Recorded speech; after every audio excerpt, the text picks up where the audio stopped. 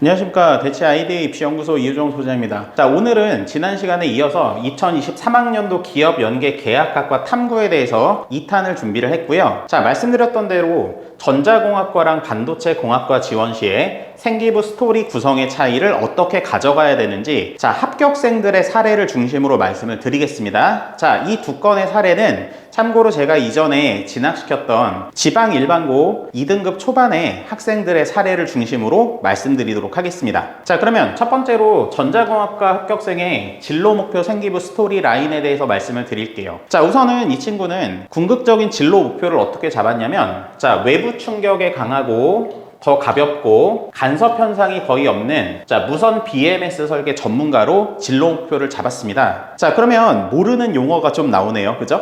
BMS. 자, 그게 무엇인지 설명을 뒤에 가서 드리도록 하고요. 자, 지금 진로 목표를 이렇게 갖게 된 계기가 있겠죠, 우선. 그래서 그 계기를 먼저 살펴보면, 충전 중이던 전동 퀵보드에서 폭발 현상을 목격했다고 해요. 자, 그래서 폭발의 원인이 무엇인지 호기심이 생겼고요. 그 다음에 현재 2차 전지로는 리튬이온 배터리가 가장 많이 사용됩니다. 하나 설명드리고 지나가면요, 요 2차 전지라는 건 무엇이냐면 몇 번이고 충전 방전을 반복할 수 있는 형태의 전지를 우리가 2차 전지라고 얘기를 하는 거예요. 자, 그런데 그 2차 전지 중에 현재는 리튬이온 배터리를 가장 많이 사용하게 되고요. 자, 이전에는 니켈 카드뮴 배터리가 많이 사용됐었어요. 자, 그런데 니켈 카드뮴 배터리가 안정성은 높지만 기억 효과의 단점 때문에 리튬이온 배터리로 많이 교체가 되었어요. 기억 효과라는 게 어떤 거냐면요, 자, 예를 들어서 이런 거예요. 우리 보통 휴대폰 같은 경우에 배터리가 만약에 한 30% 정도로 떨어졌다, 보통 30% 정도 남으면 급하게 충전기를 찾아서 이렇게 충전하잖아요. 자, 그런데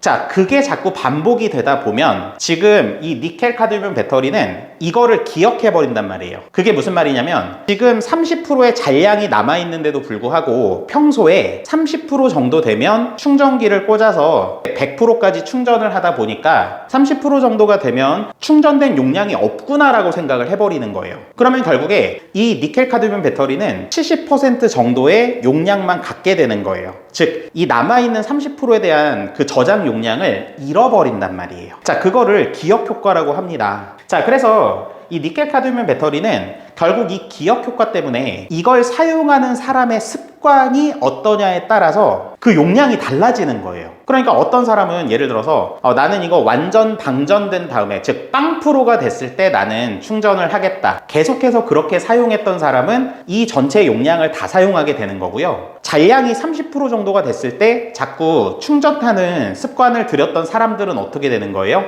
전체 용량의 70% 정도밖에 사용을 못하게 된단 말이에요. 같은 배터리라고 하더라도 사용할 수 있는 용량에 차이가 생긴다는 거죠. 뭐 때문에? 충전하는 습관 때문에요. 그게 바로 기억 효과라고 보시면 되겠습니다. 이해되시죠? 자, 그래서 니켈 카드뮴 배터리의 장점은 안정성이지만 단점은 기억 효과라는 것 때문에 그 용량이 사용자의 습관에 따라서 천차만별로 달라질 수가 있다. 그게 단점이었단 얘기죠. 자, 반면에 리튬은, 자, 가볍습니다, 일단. 자, 그리고 고밀도의 에너지 저장이 가능해요. 즉, 저장할 수 있는 에너지 용량이 굉장히 크다라는 거죠. 그러면 일단 에너지 용량이 크니까 배터리를 크게 만들어도 리튬은 가볍기 때문에 굉장히 큰 저장 용량을 가지며 가벼운 배터리를 만들 수가 있다는 거죠. 그래서 리튬이온 배터리로 많이 바뀌어지는 추세인데, 문제가 뭐다?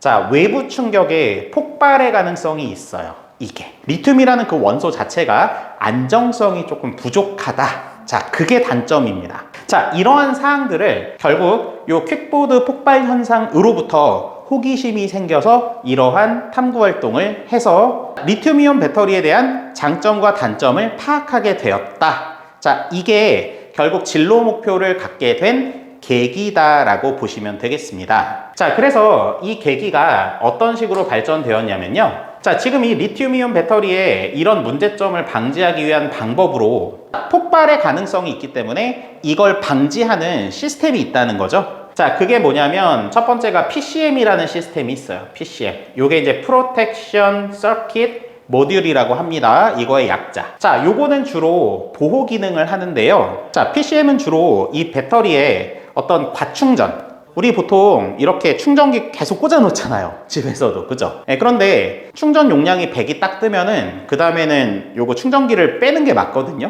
근데 우리 보통 그냥 집에서 사용할 때, 휴대폰 사용할 때 꽂아 놓죠. 자, 그렇게 되면은 그 배터리 안으로 과전류가 흐를 수가 있다라는 거예요. 예, 그래서 과충전에 문제가 생기고 과충전에 의해서 폭발 현상이 생길 수도 있다는 건데, 그걸 갖다 차단해주는 역할을 하는 거예요, 이 PCM이라는 게.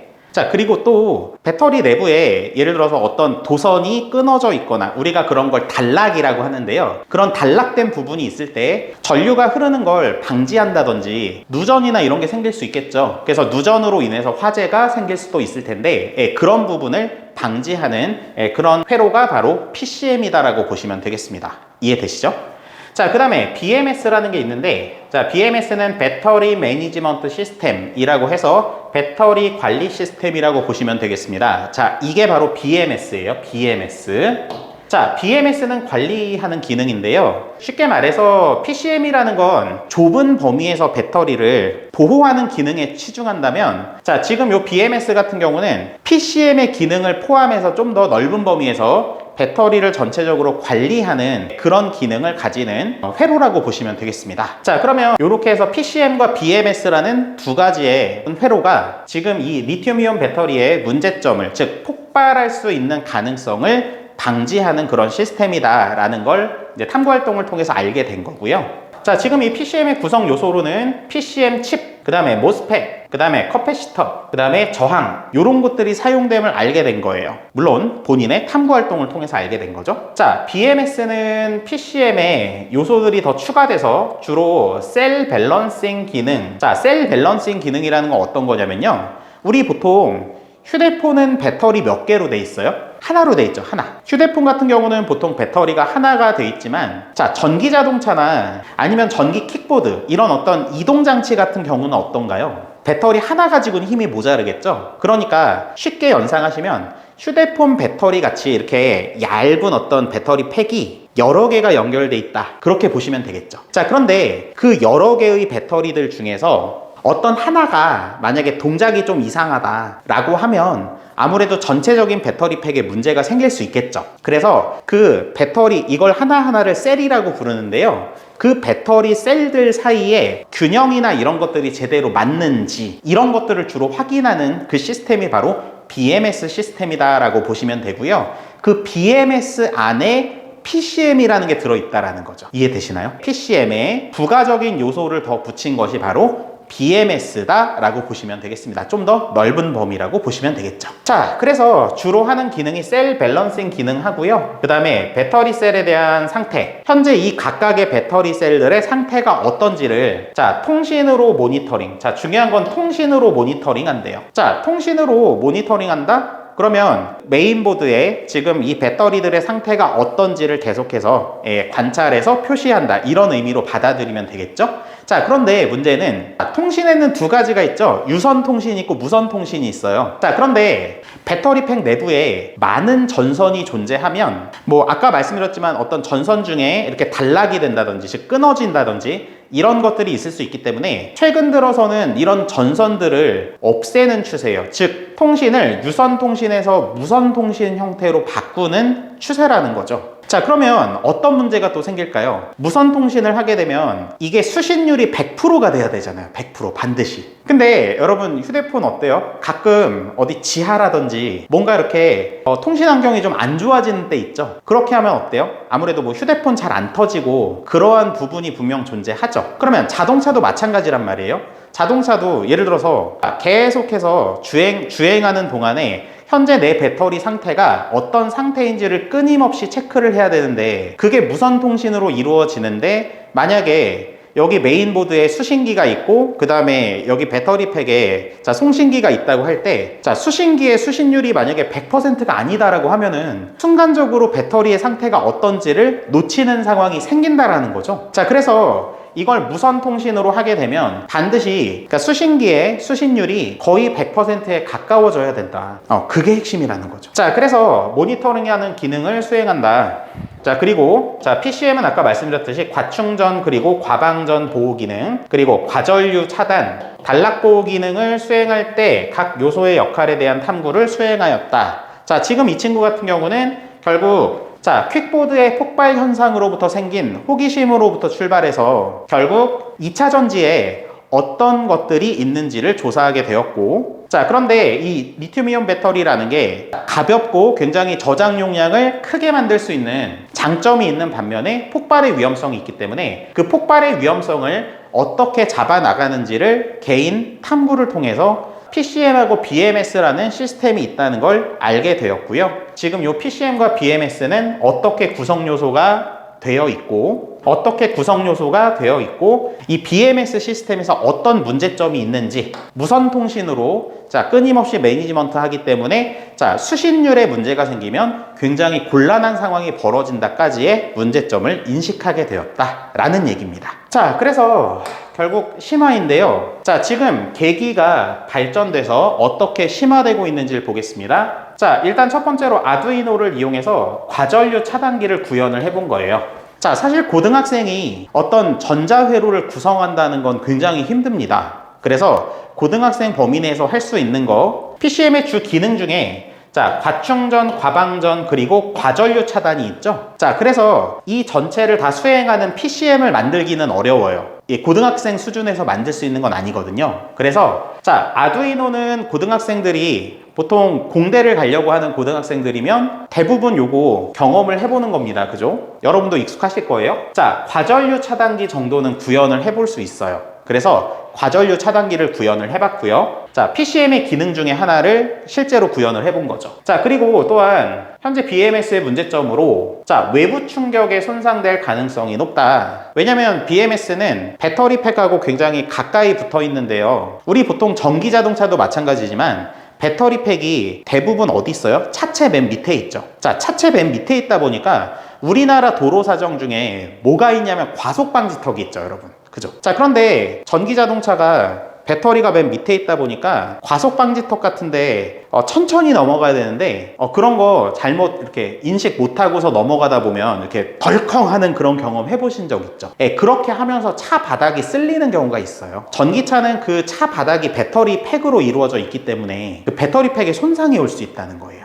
그러면은 그렇게 해서 BMS 시스템에 문제가 생길 수 있다는 거고요. 자, 그 다음에 무선 통신으로 이루어지므로 아까도 얘기했지만 수신율의 저하, 자, 이런 문제가 생길 수 있다라는 걸 파악하게 되었다라는 거죠. 자, 아까 말씀드렸듯이 우리나라의 도로 사정상 과속 방지턱이 상당히 많은데요. 자, 주행 중 이에 의한 충격으로 BMS 파손의 가능성이 높다. 그래서 BMS 파손의 위험성을 낮추려면 최대한 도로에서 떨어진 곳에 BMS를 설치해야 된다. 즉, 배터리 팩은 그렇다 하더라도 BMS 시스템은 최대한 도로에서 멀리 떨어진, 그러니까 차체 위쪽으로 이렇게 설계를 해야만 충격에서 보호될 수 있고 파손을 방지할 수 있다. 이제 그런 얘기가 되는 거죠. 그렇기 때문에 무선 통신의 수신율을 높여야 한다라고 생각을 해왔습니다. 자, 향후 외부 충격에 강하고 가벼우며 간섭 현상. 이 간섭 현상이라는 건 이 무선 통신 때문에 그런 거죠. 우리 가끔 혼선 생기죠, 여러분. 이렇게 무전기 같은 거 쓰다 보면 이렇게 막 혼선 생기는 거, 그런 거 뭐 직접 경험은 아니더라도 영화 같은 데서 보신 적 있죠? 그래서 그렇게 통신 간에 서로 간섭 현상이나 이런 것들이 생길 수가 있단 말이에요. 그래서 그런 것들이 없는 BMS 설계 전문가가 되기로 하였다. 자, 요렇게 해서 본인의 진로 목표를 설계하게 되었습니다. 자, 두 번째, 반도체 공학과 합격생 진로 목표 생기부 스토리 보겠습니다. 자, 우선은 진로 목표부터 볼게요. 자, 고성능 반도체 발열 문제를 해결하는 저전력 ASIC 설계 연구원으로 잡았어요. 자, 모르는 용어가 좀 나오죠, 그죠? 자, 우선은 여기 ASIC이라는 게 나오네요. 그러니까 ASIC은 쉽게 말씀드려서 주문형 반도체라고 보시면 돼요. 쉽게 비유하면 이런 거겠죠? 우리가 백화점이나 이런 데 가서 옷을 사 입는 거, 기존에 만들어진 옷을 사 입으면 그런 거 기성복이라고 그러죠? 예, 그런 거 말고 이렇게 양복점 같은 데 가서 영화 킹스맨인가요? 예, 그런 데 보면은 그 양복점이잖아요. 그죠? 여기 다 수치 재가지고 내 몸에 딱 맞게 옷을 만드는 거, 그죠? 예, 그런 거, 그러니까 쉽게 말씀드려서 그런 거라고 보면 되죠. 그래서 어떤 뭐 예를 들어서 원청이라고 할까요? 어떤 원청에서 자, 우리는 이런 동작을 하는 어떤 칩을 갖고 싶어요. 아니 필요해요. 이렇게 이제 주문을 하는 거죠, 반도체 회사에. 그러면 이런 동작을 하려면 요렇게 설계를 해야 되겠군요 해서 설계를 해가지고 그거에 맞게 생산을 해주는 그런 게 이제 에이직이라고 보시면 돼요. 그래서 자, 에이직 설계연구원이 되고 싶다. 본인의 진로 목표를 그렇게 구체적으로 잡았고요. 자, 이런 진로 목표를 갖게 된 계기가 무엇인지 보겠습니다. 자, 계기는요. 장시간 스마트폰 사용 중에 동작이 정지되었는데 내장형 배터리로 인해서 리셋하는데 어려움을 겪었어요. 여러분도 이런 경험 있으시죠? 우리가 장시간 뭐 게임 또는 통화 막 4-5시간 이렇게 하다 보면 휴대폰이 굉장히 뜨거워짐을 알 수 있어요. 그죠? 그러다 보면 동작이 딱 멈추는 순간이 있지 않던가요? 그래서 이 친구도 이제 그런 경험이 있었던 거예요. 그런데 우리는 보통 어떻게 해요? 뭐 이렇게 막 그 리셋 하려고 하다가 리셋 되면 좋고 안 되면은 그냥 포기하고 보통 그렇죠, 그죠?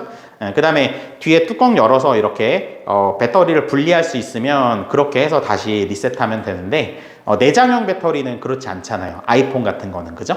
자, 아무튼 그래서 이런 경험으로부터 자, 성능 저하의 원인이 무엇인지 호기심이 생긴 거예요. 이게 왜 몇 시간 이렇게 연속적으로 사용하면 왜 성능 저하가 오는지에 대한 호기심이 생긴 거죠. 자, 그 원인에 대해서 찾아보았는데요. 반도체 발열에 의한 성능 저하를 알게 된 거예요. 자, 특히 본인의 경험 시 폰이 뜨거워졌었는데 자, 휴대폰처럼 작은 공간에 고밀도로 집적된 고성능 AP. 자, 고성능 AP라는 건 뭐냐면요.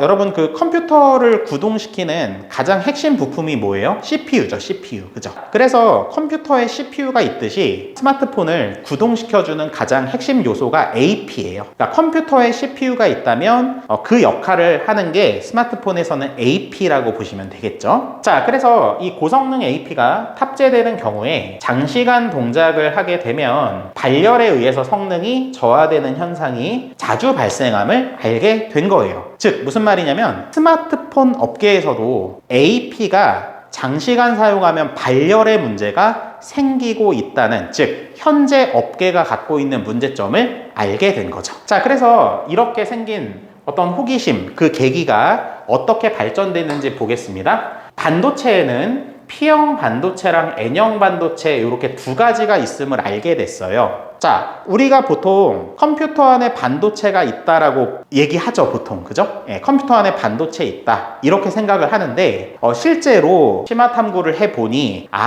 반도체라는 건 P형 반도체, N형 반도체가 있고, 실제 우리가 사용하는 것들은 이 두 개의 반도체를 접합한 것을 사용하는 거예요. 두 개를 붙여서 이런 다이오드라든지 아니면 트랜지스터라는 걸 만들어서 이런 구성 요소들을 사용하는 거다. 즉 우리가 그냥 반도체라고 부르는 것들이 사실은 컴퓨터 안에 들어있는 다이오드나 트랜지스터 이런 것들을 우리가 보통 반도체라고 부르는데 사실은 그게 아니었다는 거죠. 반도체라는 건 사실 P형 반도체, N형 반도체 이렇게 두 가지가 있는 것이고 우리가 통상적으로 생활 속에서 반도체라고 불렀던 것들이 사실은 그 반도체의 집합체라는 거죠. 그래서 결국에 다이오드나 트랜지스터들은 이 두 가지 반도체의 집합체들이다. 우리는 그 집합체들을 그냥 별 생각 없이 반도체라고 불러왔다라는 걸 알게 된 거죠. 본인이 잘못 알고 있던 어떤 생각들이 이제 바뀌게 되는 거죠. 자, 그리고 트랜지스터, 다이오드, 콘덴서, 저항 이런 것들, 이 개별 소자로 만들어진 회로를 우리가 IC, 집적 회로라고 하는 거고요. 자, 또는 칩이라고 부른다. IC 또는 칩이라고 부른다. 즉 다시 얘기하지만 CPU, 우리 보통 컴퓨터 뜯어보면 메인보드 있죠. 메인보드에 이렇게 뭐 네모나게 생겨서 뭐 이렇게 꽂혀 있는 것들 있잖아요.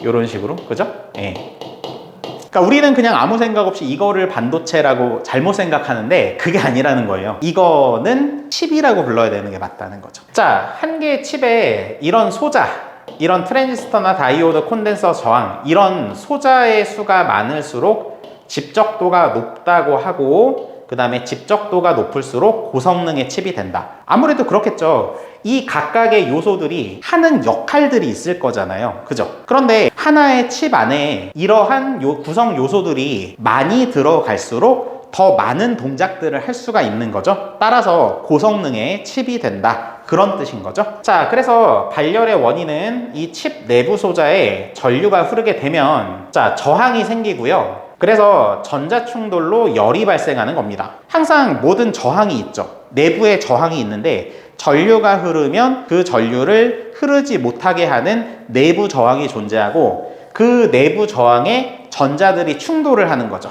자, 탐구 활동을 통해서 알게 되고 이에 따른 조사 보고서까지 제출을 한 겁니다. 자, 그리고 고성능 칩일수록 소자 사이의 거리가 가까워지고 아무래도 그렇겠죠. 왜냐면 고성능이라는 건 정해진 칩 면적 안에 많은 수의 소자들이 들어가다 보니까 소자와 소자 사이의 거리가 가까워질 수밖에 없겠죠. 자, 그래서 소자 사이의 거리가 가까워지고, 자, 전기장의 역할로 전류가 흐르면 전기장이라는 게 생기잖아요. 그러니까 각 소자마다 전기장이 생기다 보니까 이게 간섭이 생기는 거예요. 간섭. 자, 그래서 서로 간섭이 생겨서 성능의 저하가 발생한다. 즉 서로 전기장이 생기다 보니까, 자, 이쪽 소자의 이쪽의 전기장이 방해를 하는 거죠. 이 동작을 얘가 방해하고 마찬가지로 얘의 동작을 이 녀석의 전기장이 서로 방해를 하는 거예요. 그쵸? 가까울수록 그런 간섭 현상이 많이 생기겠죠? 자, 스마트폰의 경우에는 크기 문제로 PC 같은 냉각 시스템이 갖추어지지 못해요. 자, 우리 PC 같은 경우는 냉각 쿨러가 있죠, 여러분. 보면, 그죠? 냉각 팬. 이렇게 막 돌아가잖아요. 윙 소리 나죠. 그죠?